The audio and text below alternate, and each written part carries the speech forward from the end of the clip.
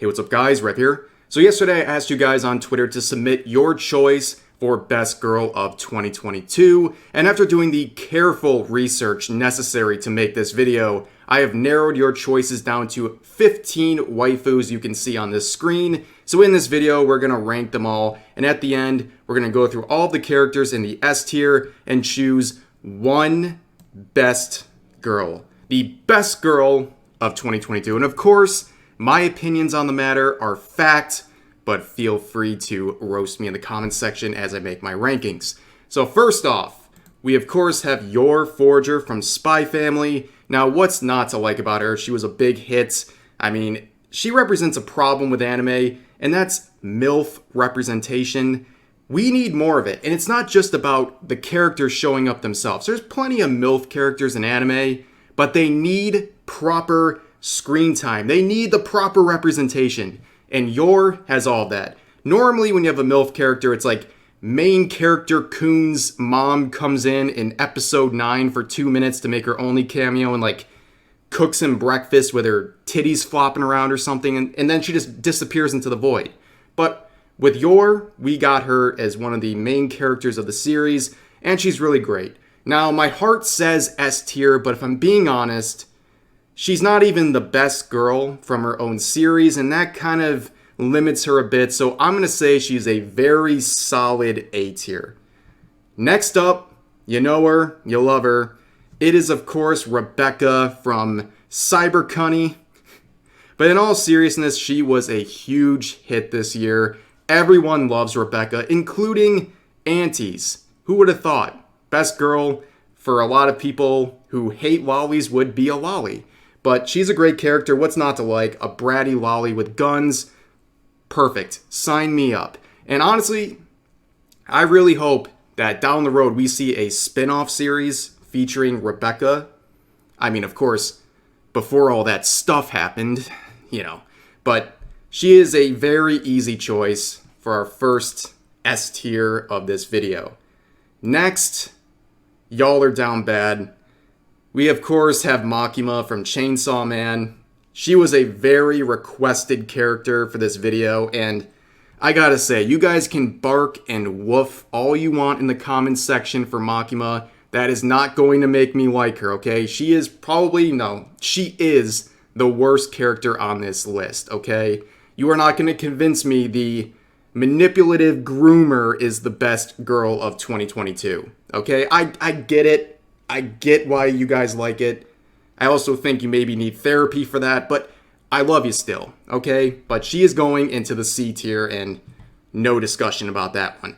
Now, the next one is great. We have Mahiro Oyama from the series Onimai. Now, this is interesting because we only have one episode. The anime just came out about a week ago and was able to sneak into this 2022 tier list.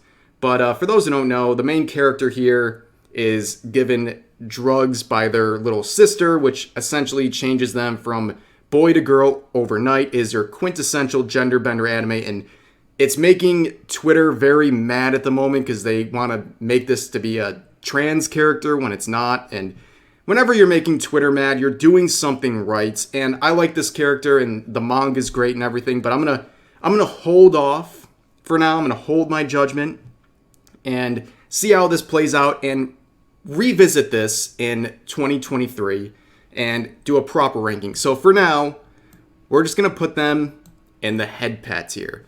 Very wholesome. Next up, Tsubaki from In the Heart of Kunoichi Tsubaki. Now, this is a possible anime of the year candidate right here. Its plot is just chef's kiss. It's basically just about a village full of lolly ninjas, and that's pretty much it. And she's super cute. Tsubaki's really cute. She's also another forehead Chan. Those are always a hit. So not much else to say here for me. The ninja cunny, A tier. Next up, another big hit out of this year. We have Nazuna from Call of the Night. Now, I remember announcing the news that this was getting an anime adaptation a while back, and I was always really excited because from the preview images alone, the art and the animation of this anime is just beautiful. It is such a good aesthetic. And anytime you have a vampire character, right in the heart.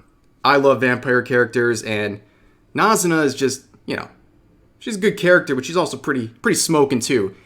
The twerking animation and the ending theme alone earned her a S tier status, okay? Like, I don't care if they spent $10 million in their budget to animate her twerking, okay?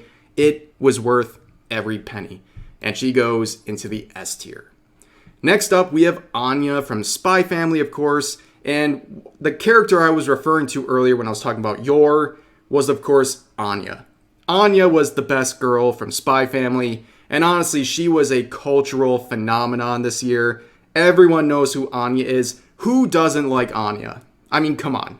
How could you possibly dislike this character? She is pure diabetes, super cute, and a staple, the center of a really good anime.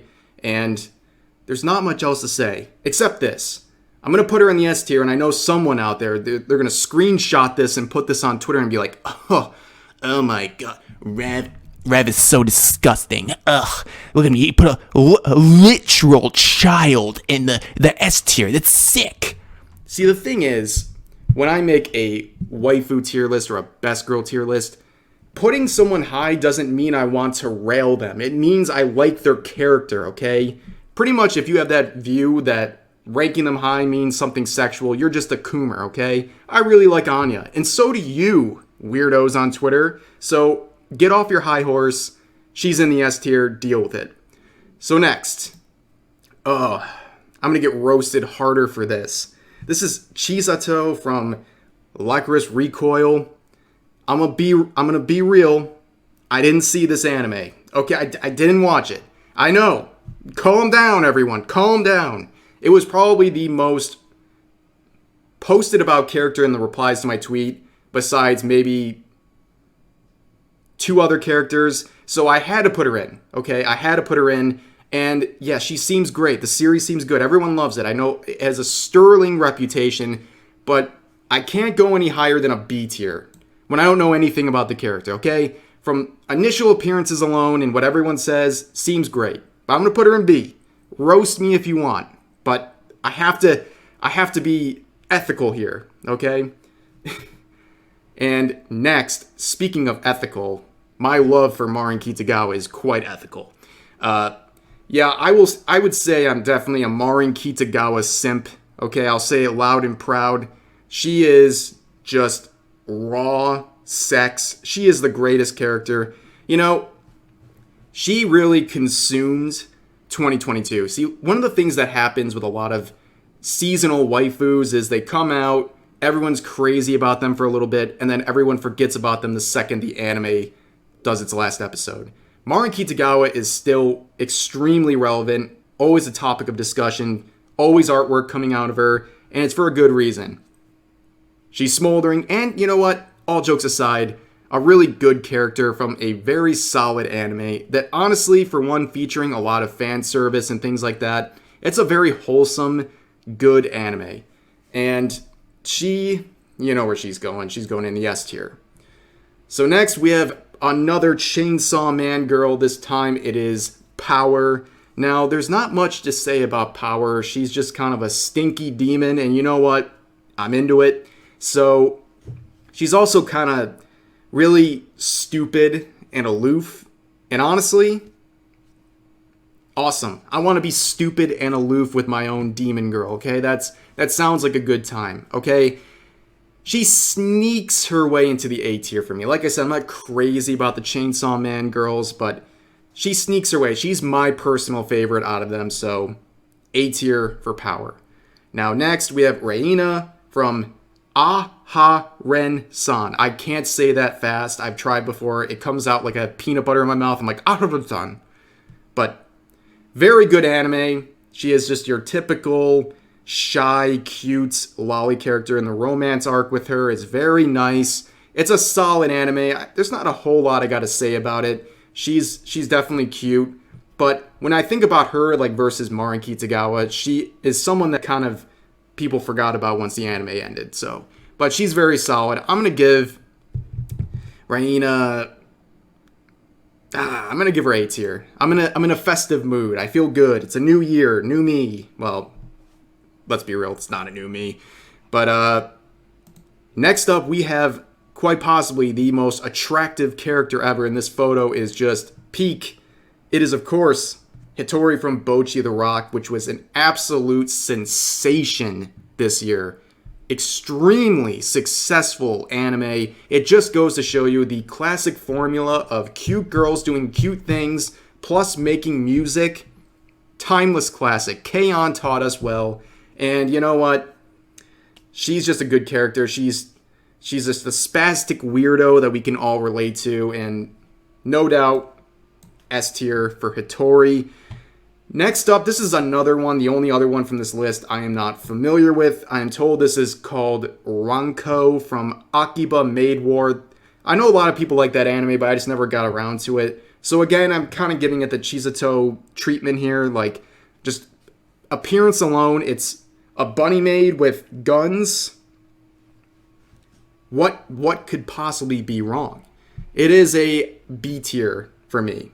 Okay, forgive me. I only have so many hours in the day to watch anime, okay?